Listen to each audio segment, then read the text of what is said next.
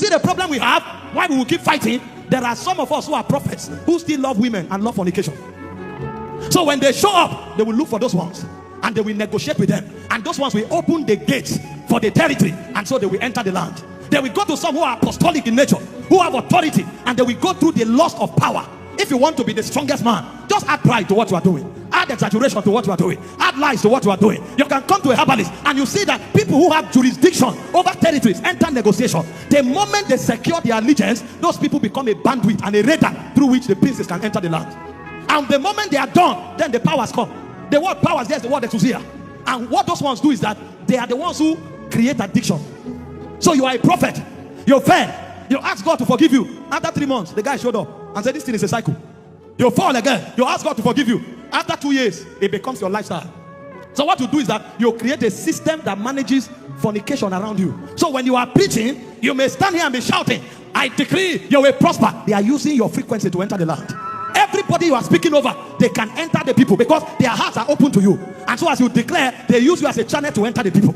And after a while, you discover these same people go to government, these same people go to their academia, these same people go to economy, and they carry the same energy of seduction. So when the guy goes to his job, he sees a negotiation of 2 million. They say add 1 0 to make it 20 million. He can't reject it because he has come under the same government. So he will compromise. And before you know what is happening, they web themselves into system. And those powers will create those addictions for you to remain there. A young lady wants to make her hair.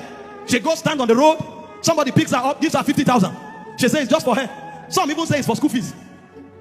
After she pays her school fees, she doesn't know why the next Friday or Saturday she still goes back there. An addiction has come, a power has come. So when the principality finishes, he steps aside and the power shows up. And the power begins to function. When the power functions, after a while, the next guy shows up, the ruler of the darkness. The word ruler is the word magistrate. These ones are lawmakers. They write law. So you can come to certain territories, you discover that women never marry. The moment they are 22, they must give birth to a child outside wedlock. It's a law.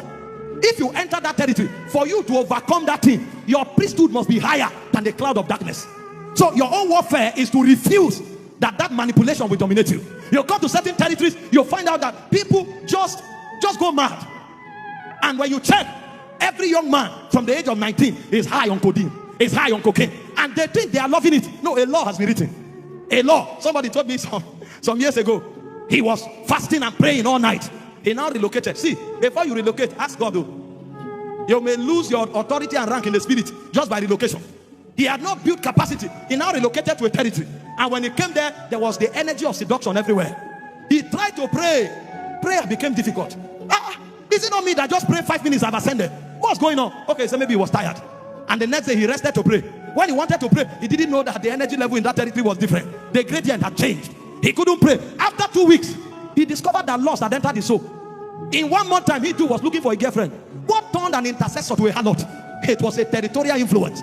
He came into a territory where he didn't have stature to pierce through the cloud. He came into a place where the set of utterances could not disarm the prince. You know, you can be living where intercessors are and they have opened the atmosphere. So you show up, you are praying 10 minutes, you'll see a vision. You say, yes, we are seers. You can even start a ministry and say, the Lord has sent us to a generation. It's that when your pride now moves you to a territory where those gatekeepers are not allowed.